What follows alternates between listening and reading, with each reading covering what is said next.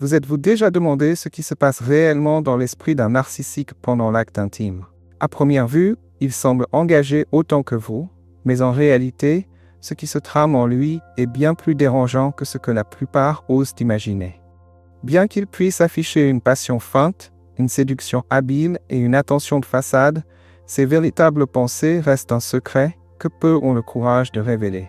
Préparez-vous, car nous allons explorer les méandres de l'esprit narcissique dans l'instant le plus intime. Et ce que vous allez découvrir risque fort de vous étonner. Pour un narcissique, le sexe ne se résume jamais à une véritable connexion ou à un amour authentique. Il s'agit avant tout d'une démonstration de pouvoir, de recherche de validation et de contrôle.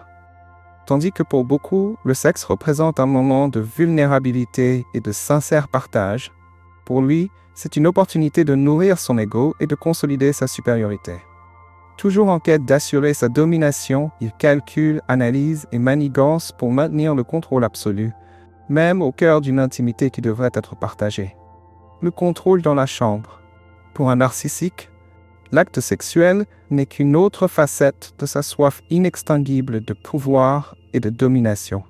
Plutôt que de considérer son partenaire comme quelqu'un avec qui partager un moment de connexion intime, il le perçoit comme un simple instrument de satisfaction personnelle.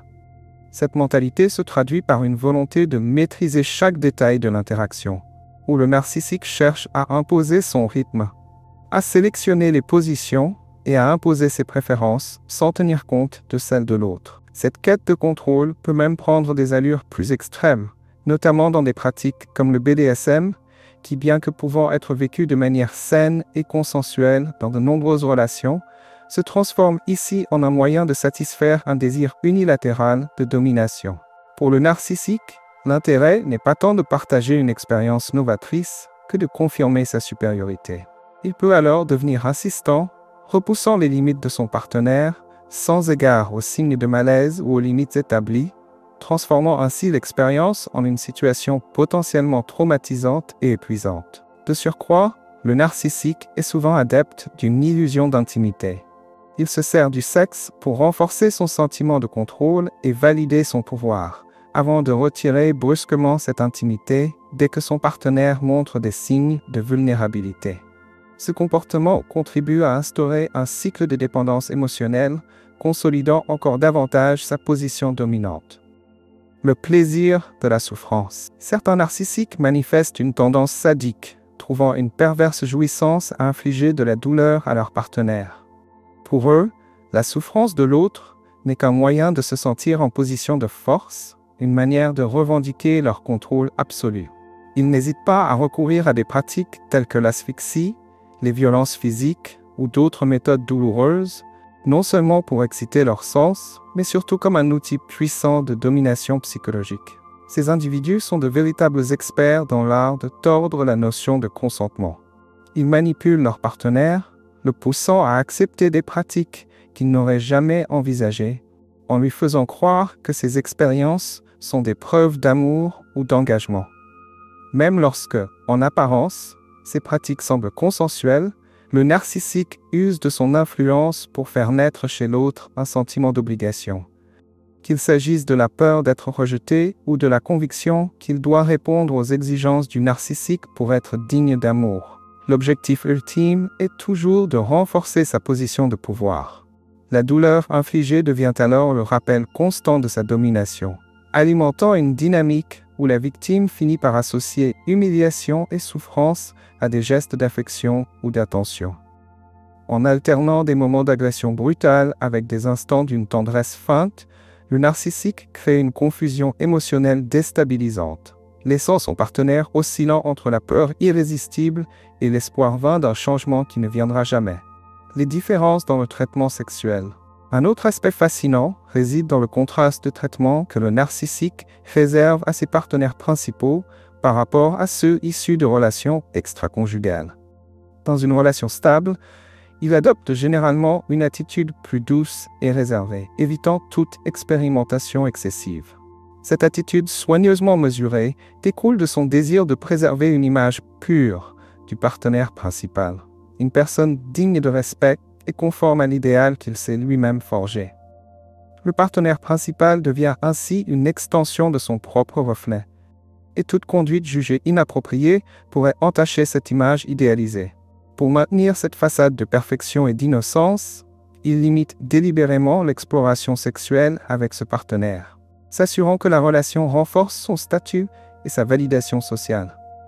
En revanche, lorsqu'il s'agit de partenaires extraconjugaux, le narcissique se montre beaucoup plus audacieux et expérimental, se laissant aller à des fantasmes qu'il n'oserait envisager dans le cadre d'une relation stable. Ses partenaires sont perçus comme des éléments interchangeables, des moyens pour lui de satisfaire ses envies les plus intenses, sans craindre de compromettre son image publique. Dans ces situations, il se sent libre de chercher une gratification sexuelle sans les contraintes qu'il s'impose dans ses relations principales.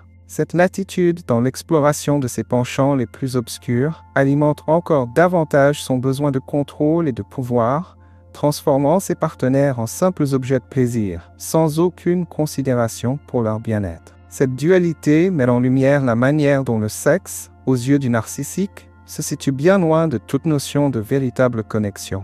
Tandis que le partenaire principal est méticuleusement manipulé pour maintenir une apparence socialement acceptable et idéalisée, les partenaires extraconjugaux servent uniquement à satisfaire ses pulsions, dénués d'empathie ou de souci pour les sentiments de l'autre. Cette dissociation contribue à gonfler son ego sur les deux fronts, préservant une façade irréprochable, tout en libérant ses désirs les plus profonds et sombres. Manipulation et culpabilité. Le sexe se révèle être une arme de manipulation particulièrement redoutable entre les mains d'un narcissique. Conscient du pouvoir que détient le désir, il sait exactement comment le retourner contre son partenaire, en offrant l'intimité comme une récompense ou en la retirant comme une punition. Ce refus, souvent assorti d'un sentiment de culpabilité, pousse l'autre à croire que ses besoins sont excessifs ou même déplacés. Des phrases telles que « tu ne penses qu'à ça » ou « je ne crois pas que tu me mérites » servent à miner sa confiance en lui et à instaurer un sentiment d'infériorité. La honte générée par ce schéma de comportement laisse le partenaire constamment dans l'idée qu'il n'est jamais assez, tentant désespérément de satisfaire des attentes impossibles. Par ailleurs, le narcissique se sert de l'intimité comme d'une monnaie d'échange, promettant affection et tendresse en échange de soumission ou d'obéissance. Cette négociation émotionnelle enferme le partenaire dans une obligation tacite, le poussant à se conformer aux exigences pour avoir accès à une connexion tant physique qu'émotionnelle.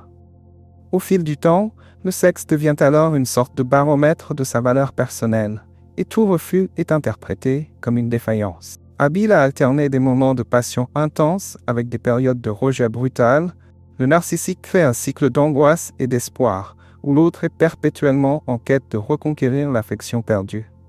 Cette alternance constante laisse le partenaire en état d'alerte permanent, cherchant sans cesse à comprendre comment redevenir digne d'acceptation, au point de voir peu à peu son identité et son autonomie se dissoudre. La sexualité comme outil de contrôle. Pour le narcissique, la sexualité représente l'un des instruments les plus puissants pour exercer son contrôle.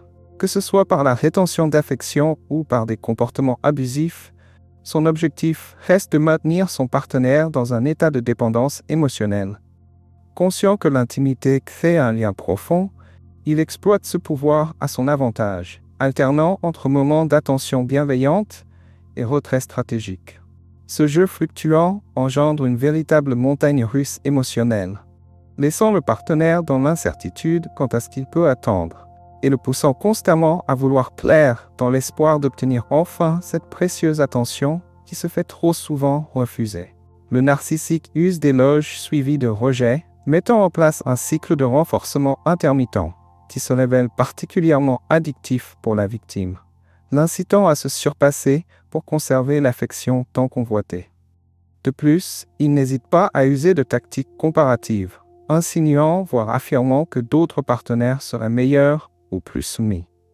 Cette stratégie de comparaison instille une profonde insécurité, amenant le partenaire à se sentir continuellement insuffisant et obligé de rivaliser pour obtenir l'approbation du narcissiste. Parallèlement, il lui offre de petites doses de validation, des instants fugaces de tendresse ou des compliments ciblés qui, minutieusement disséminés, maintiennent l'espoir que, si tout est fait correctement, l'amour complet du narcissique pourrait enfin être conquis. Cette incertitude et la dynamique d'altération constante entre haut et bas alimente le pouvoir du narcissique, garantissant que son partenaire ne connaisse jamais la sécurité ou la satisfaction et demeure toujours en quête de plus. Chaque petit geste d'affection se transforme en une récompense précieuse, poussant la victime à tolérer abus et manipulations dans l'espoir que ces moments positifs se multiplieront. Au final, cette manipulation incessante érode progressivement l'estime de soi, renforçant la dépendance du partenaire et l'empêchant de s'extraire du cycle de contrôle. Comment reconnaître et briser ce cycle? Comprendre ce qui se trame dans l'esprit d'un narcissique pendant l'intimité est essentiel pour ne pas confondre manipulation et véritable amour. Si vous remarquez que votre partenaire recherche constamment des signes de validation, oscille entre des démonstrations d'affection excessive et des attitudes froides et distantes, ou encore utilise le sexe comme un moyen de renforcer son contrôle sur vous, il est temps de prendre du recul et de réévaluer la situation. Rompre ce cycle n'est jamais simple, car le narcissique maîtrise l'art de vous maintenir sous son emprise. Il sait utiliser des compliments enjôleurs, des promesses illusoires, voire vous faire croire que personne d'autre ne pourrait vous aimer comme lui. Pourtant, il est important de se rappeler que le véritable amour ne se caractérise pas par des montagnes russes émotionnelles. Le véritable amour est stable, sécurisant et empreint de respect. Vous méritez un compagnon à vos côtés, et non quelqu'un qui se sert de vous pour satisfaire son besoin de domination. Pour sortir de cette spirale, il est primordial d'établir des limites claires et de rester vigilante face aux signes de manipulation. Apprenez à reconnaître que les comportements du narcissique ne reflètent jamais vos valeurs ou votre valeur personnelle, mais plutôt ses propres insécurités et son besoin de contrôler. Prenez soin de vous et valorisez votre estime de soi. Libérez-vous de cette dynamique toxique et orientez-vous vers des relations fondées sur le respect mutuel et un amour authentique. Vous méritez bien plus que d'être un simple pion dans le jeu de quelqu'un qui ne pense qu'à lui-même. En conclusion, il est essentiel de rester vigilant face aux comportements narcissiques et de reconnaître les signes de manipulation pour préserver votre bien-être émotionnel. Prenez le temps de vous valoriser et de mettre en place des limites saines dans vos relations. Se libérer d'une dynamique toxique est un acte courageux qui pave la voie vers un amour véritable, respectueux et réciproque. Si vous avez trouvé ces conseils utiles, n'oubliez pas de laisser un like sur cette vidéo pour nous encourager à continuer de vous apporter du contenu de qualité. Abonnez-vous également à notre chaîne pour ne rien manquer de nos prochaines publications sur le bien-être et les relations saines. Merci de votre soutien et à très bientôt pour de nouveaux conseils précieux.